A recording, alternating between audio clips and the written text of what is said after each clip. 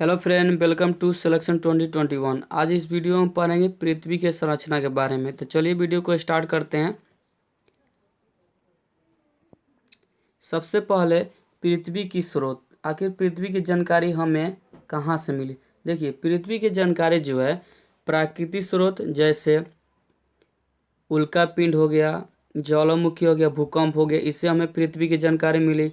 और अप्राकृतिक स्रोत जैसे तापमान हो गया, दाब हो गया, घनत्व हो गया, तकनीकी हो गया या उपग्रह या सेटेलाइट हो गया, इससे हमें पृथ्वी की जानकारी मिलती है।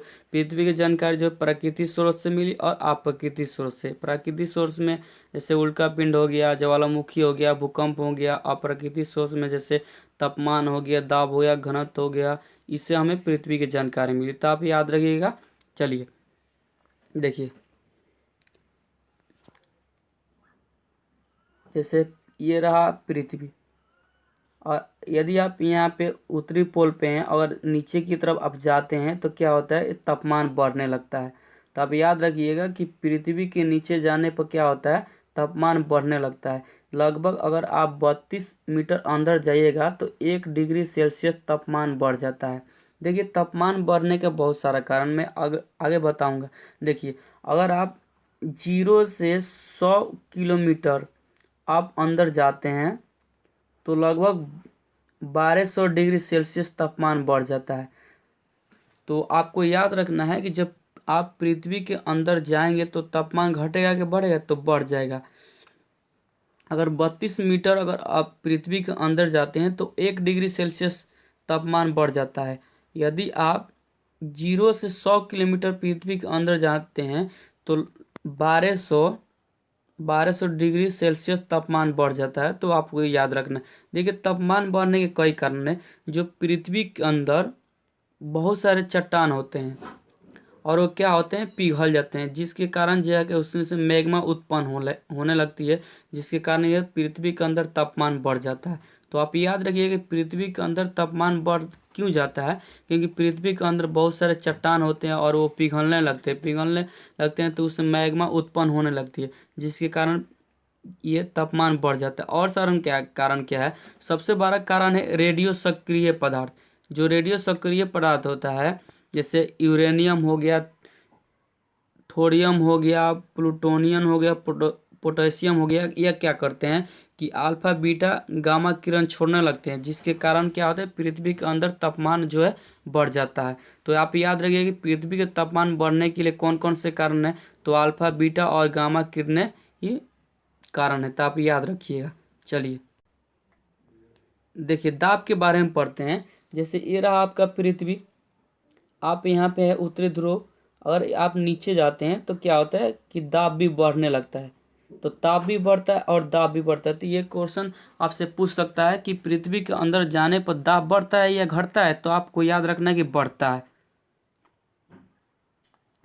इसका कारण यह भी है, देखिए, पृथ्वी का अगर अंदर आप जाते हैं तो दाब बढ़ता है। अगर क्यों बढ़ता है, तो देखिए, पृथ्वी की गहराई और चट्टान का पिघलना। तो आप याद रखिएगा कि पृथ्वी की गहराई के कारण ही दाब बढ़ता है या चट्टान का पिघलना। तो आप याद रखिएगा। चलिए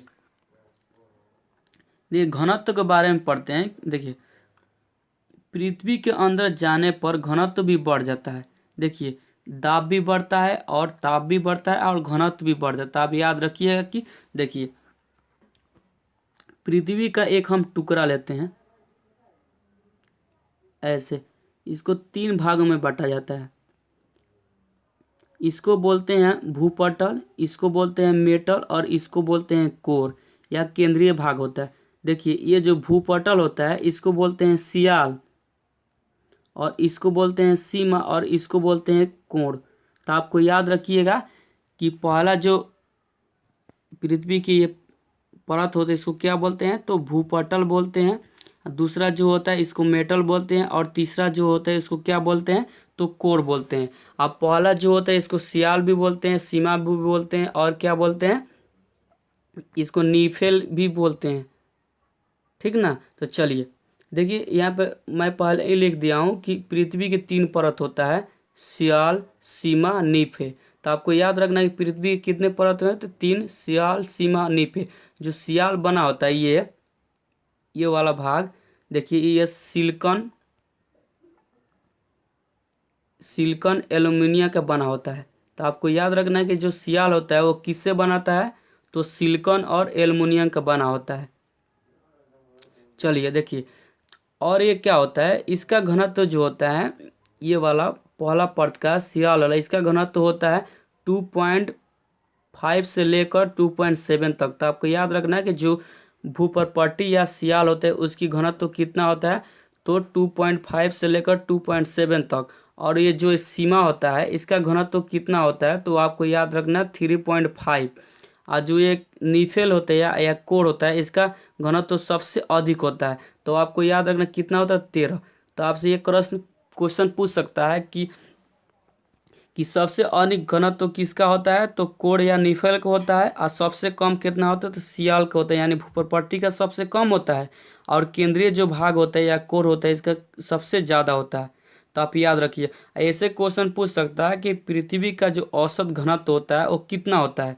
तो देखिए औसत घनत्व जो होता है 5.5 जी ग्राम पर सेंटीक्यूब होता है। तो आपको याद रखना पृथ्वी का घनत्व 5.5 ग्राम पर सेंटीक्यूब होता है। चलिए आगे तो बढ़ते हैं, देख लेते हैं यहाँ पे। देखिए यह जो क्षेत्र होता है इसको क्या बोलते हैं, भूपटल बोलते हैं। और ये क्षेत्र जो होता है इसको क्या बोलते हैं, मेटल बोलते हैं। और ये जो क्षेत्र हो इसको क्या बोलते हैं, कोण बोलते हैं। तो आपके याद रखिए कोण बोलते हैं या केंद्रीय भाग भी बोलते हैं। और इसी को हम सीमा भी बोलते हैं। और इसको क्या इसको सियाल बोलते हैं, और इसको सीमा बोलते हैं, और इसको क्या बोलते हैं, तो नीफेल बोलते हैं। और देखिए इसका घनत्व जो होता है 2.5 से लेकर 2.7 होता है। और इसका होता है 3.5। और इसका जो होता है कितना होता है, तो 13। देखिए ये जो कोण होता है ये केंद्रीय भाग, इसका दो भाग, इसको भी दो भाग में बांटा जाता है, एक अंदर का भाग एक बाहर का भाग। ये बाहर का भाग होता है और ये अंदर का भाग होता है। देखिए ये जो होता है ये 33 किलोमीटर की मोटाई होती है। और ये जो होता है कितना, तो 29 किलोमीटर। और जो केंद्रीय भाग होता है इसकी मोटाई कितना है, तो 6,370। और कहीं कहीं आपको 68 में मिलेगा। तो आपको याद रखना है जो पृथ्वी का केंद्रीय भाग होता है उसकी गहराई कितनी होती है, तो 6,370 किलोमीटर। या आपको ऐसे भी दे देगा 3,668।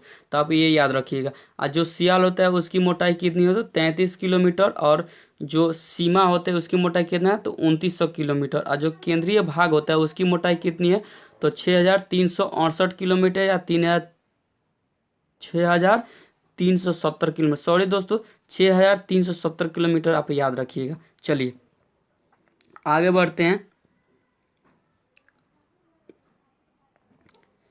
चलिए अब भूपर्पट्टी को पढ़ते हैं। जो पृथ्वी का पहला परत होता है यही, इसको क्या बोलते हैं, भूपर्पट्टी। चलिए भूपर्पट्टी जो क्या होता है, देख पृथ्वी के सबसे ऊपरी भाग को क्या कहते हैं, तो भूपर्पट्टी कहते हैं। जो पृथ्वी का सबसे ऊपरी भाग होते हैं इसको क्या बोलते हैं, तो भूपर्पट्टी बोलते हैं। आज ये क्या होता है, तो यह ठोस रूप में होते हैं, आप याद रखिएगा। और इसकी मोटाई कितनी होती है, तो 33 किलोमीटर होती है। चलिए और देखिए जो भूपर्पट्टी में होता है वो सबसे ज़्यादा ऑक्सीजन पाया जाता है। तो आप याद रखिएगा कि पृथ्वी के सबसे ऊपरी परत में कौन सा तत्व सबसे ज़्यादा पाया जाता है, तो ऑक्सीजन। अगर आपको धातु में पूछे तो आप क्या बोलिएगा कि सिलिकॉन सबसे अधिक पाया जाता है, ठीक ना। अगर ऐसे पूछे कि पृथ्वी के सबसे ऊपरी परत में सबसे अधिक का पाया जाता है, तो ऑक्सीजन कितना, तो 46.68%। और दूसरे स्थान पर कौन, तो सिलिकॉन कितना पाया जाता है, 27.7%। तो आप याद रखिएगा। चलिए और एक इसमें से देख हम पहले ही बता देंगे, भूपर्पट्टी सबसे ऊपरी परत होती है और जिसकी गहराई जो है 33 किलोमीटर होती है, या क्या होती है, ठोस रूप में होती है। तो आपको ये याद रखना है। तो आप भूपर्पट्टी से 2-4 पॉइंट याद रखिएगा, वीडियो को पोस्ट कीजिएगा और अच्छे से पढ़िएगा। और इसका PDF डिस्क्रिप्शन में दे दूंगा, वहाँ से आप डाउनलोडिंग करके पढ़ सकते हैं। चलिए देखिए अब मेटल के बारे में पढ़ते हैं। यही जो है इसको क्या बोलते हैं, तो इसको मेटल बोलते हैं। इस भाग वाले को क्या बोलते हैं, मेटल। इसकी 2900 किलोमीटर इसकी मोटाई होती है, या गहराई जो बोलना चाहें बोल सकते हैं। देखिए यह जो होता है, जो मेटल होता है, ये किस रूप में होता है, तो द्रव रूप में होता है। देखिए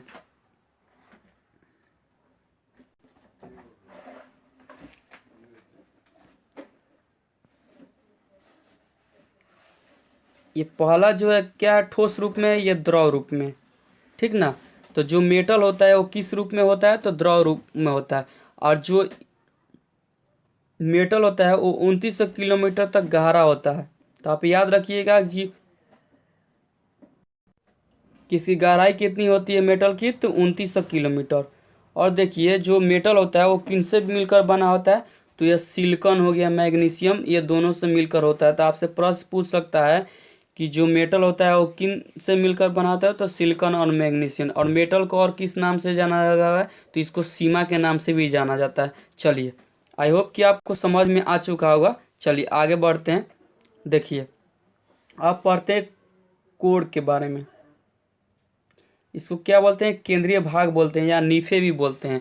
देखिए ये पृथ्वी का आधा भाग है, ये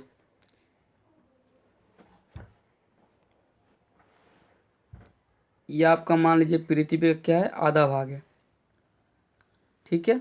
तो इसको क्या बोलते हैं, कोण या केंद्रीय भाग बोलती है, या नीफे बोलते हैं।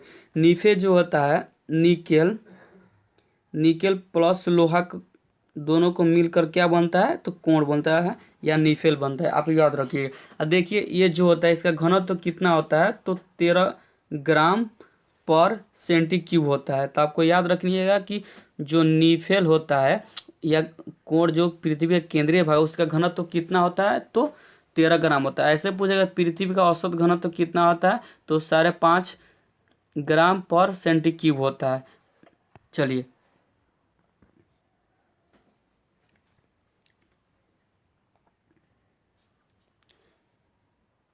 चलिए पहले एक मैं पृथ्वी का आंतरिक भाग बना लेता हूँ।